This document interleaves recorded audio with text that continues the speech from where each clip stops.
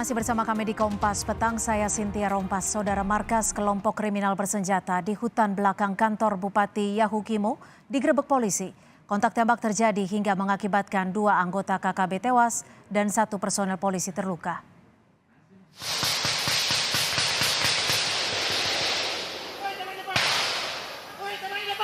Teman depan.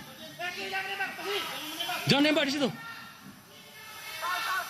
Penggerebekan dilakukan aparat kepolisian Polres Yahukimo bersama Satgas Damai Kartens dan Brimob Polda Papua. Pasca pos BKO Brimob diserang oleh KKB. Dari sini polisi menangkap terduga anggota KKB hingga terungkap lokasi markas KKB. Nyatanya tempat persembunyian berlokasi di tengah hutan yang berada di belakang kantor Bupati Yahukimo. Saat penggerebekan dilakukan, kontak tembak terjadi.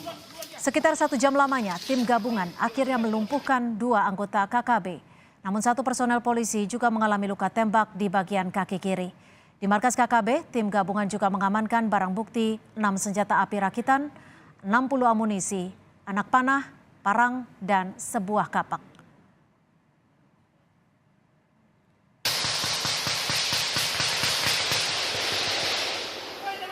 Personil gabungan melakukan penyergapan dan terjadi kontak tembak di lokasi persembunyian KKB di dalam hutan di belakang kantor Bupati Yahukimo.